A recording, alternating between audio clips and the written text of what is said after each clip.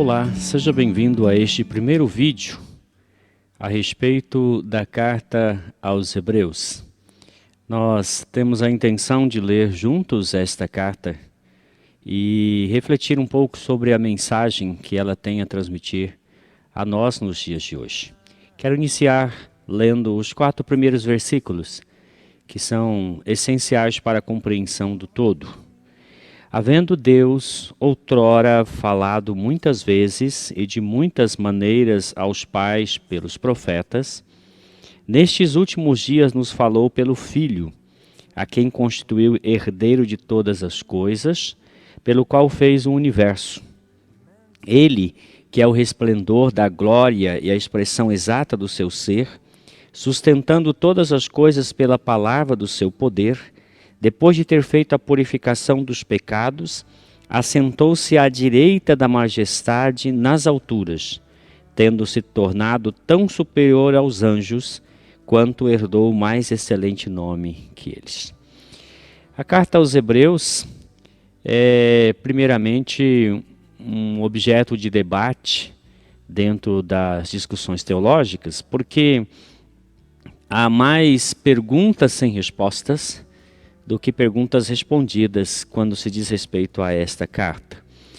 E a primeira delas é que se realmente se trata de uma carta. A maneira como ela está estruturada, o esboço, a argumentação como um todo, parece indicar que é mais um tratado teológico ou uma exposição de doutrina do que exatamente uma carta endereçada a uma igreja, a um grupo específico.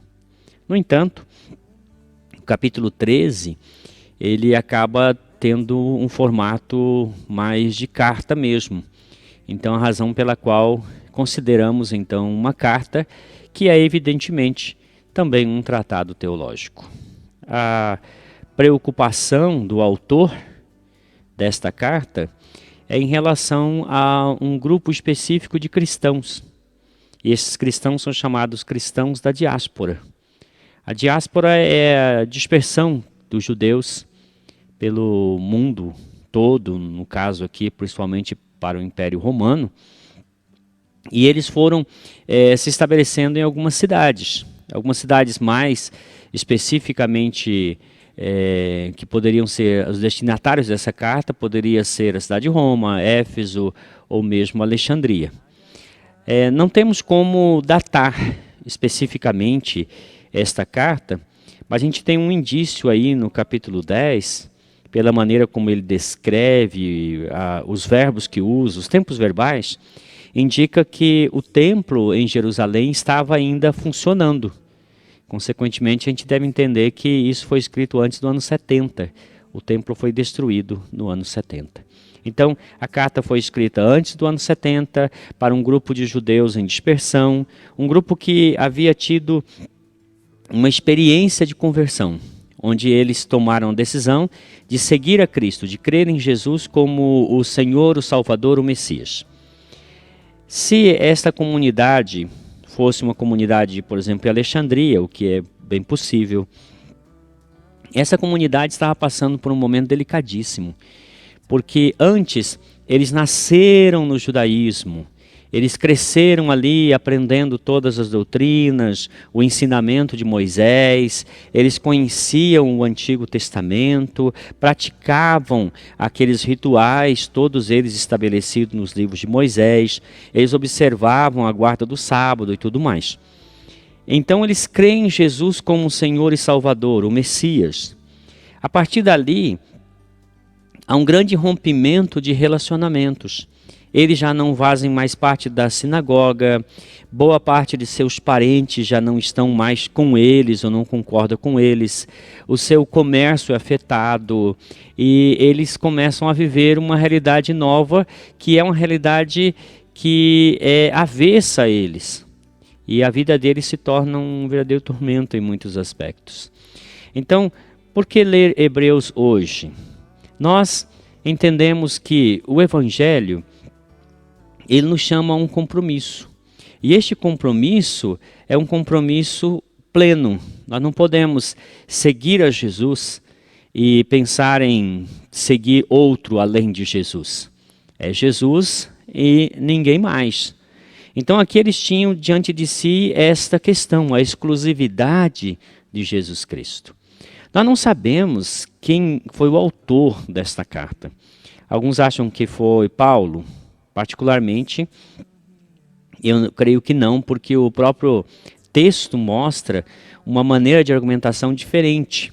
Paulo usava um jeito de escrever que não é o que está aqui na carta aos Hebreus, indicando uma mudança muito grande de forma de argumentação. Então, cremos que Paulo não foi o autor, podendo ter sido qualquer outro cristão, talvez Nicodemos, talvez Apolo, talvez o próprio Barnabé. Alguns acham até que pode ter sido escrito por algum cristão que não conhecemos, não temos o nome, mas o que nós podemos saber a respeito deste autor? Ele nasceu no contexto judaico, então ele era com certeza um judeu. Ele conhece bem a fundo todo o proceder sacerdotal, levítico e assim por diante. Então, possivelmente era uma pessoa do meio. Alguém que nasceu numa família sacerdotal, conhecia bem a realidade deles e podia falar com muita propriedade. Alguém que conhecia muito mesmo o Antigo Testamento. Daí alguns acharem que fosse Paulo, mas era alguém que tivesse um conhecimento tão vasto como também o conhecimento paulino. E qual é o assunto principal da carta aos Hebreus? O assunto principal da carta aos Hebreus é a superioridade de Cristo. O autor quer convencer os seus destinatários de que eles não devem desistir de Jesus. Porque na medida que nós vamos lendo, a gente vai descobrindo que aquela comunidade estava cogitando verdadeiramente de abandonar a Cristo. Eles estavam pensando em retroceder, voltar para o judaísmo, praticar de novo as coisas que praticavam anteriormente. E toda a argumentação do autor de Hebreus é para mostrar a superioridade de Cristo. Mas não somente pensando assim, a superioridade de Cristo, pensando nele como pessoa, mas olhando a superioridade de Cristo no conjunto. Aquilo que alguns teólogos chamam de o evento Cristo, ou seja, Jesus Cristo, sua obra e seu ensinamento. Esse conjunto dessas três coisas, quem é Jesus, o que ele fez e o que ele ensinou, é apresentado aqui pelo autor de Hebreus como superior a tudo que outras pessoas tenham feito ou ensinado. Então, a comparação que ele vai fazer com todos os demais no decurso aqui da carta é exatamente para mostrar que Jesus é superior a todos estes, que a superioridade de Cristo é inquestionável. Bom, no capítulo 1, que é objeto da nossa consideração neste vídeo, ele começa num tom alto, vamos assim dizer. Ele já começa estabelecendo um fato, que Jesus é superior de maneira absoluta. E como ele é superior de maneira absoluta? Primeiro, ele é a última palavra de Deus ao homem. Então, Deus falou, então ele falou, vírgula, falou, vírgula, falou, vírgula. Quando ele fala através do Filho, ele põe um ponto final. Falou, agora através do Filho. E quem é esse Filho? Ele diz, é o herdeiro de tudo. É aquele para quem o Pai fez todas as coisas. Ele é também aquele que participa da obra da criação. As Escrituras atribuem a criação ao Pai, ao Filho e também ao Espírito. E o Filho aqui é apresentado como aquele que faz a mediação, como se fosse um arquiteto, aquele que executa o projeto idealizado pelo Pai. Ele é Deus como o Pai, porque ele é a exata expressão de seu ser. Mas não somente é Deus, ele é o sustentador de todas as coisas criadas. Ou seja, tudo que existe, existe e continua existindo e está coeso, unido, porque o Filho sustenta todas as coisas pela palavra do seu poder. É ele também o herdeiro, aquele que herda todas as coisas, porque todas as coisas foram feitas por ele, para ele, também por meio dele. Deus falou outrora e agora falou através do Filho. Nesse sentido, ele já estabelece essa superioridade de Cristo de uma maneira plena, dizendo, olha, independente de qualquer coisa que você possa pensar, Jesus é superior a isto. Porque ele é uma pessoa teantrópica. Vou usar essa palavra e explicar. É a única pessoa que existe onde encontra-se em perfeita harmonia a natureza divina e a natureza humana. E nesse sentido, então, por ser Deus, ele é superior aos anjos. E é exatamente isso que ele vai falar do capítulo 1, verso 5, até o final do capítulo 2. Porque a superioridade de Cristo em relação aos anjos não é só uma superioridade pré-encarnal, ou seja, Jesus não é superior aos anjos na consideração dele antes de se tornar homem.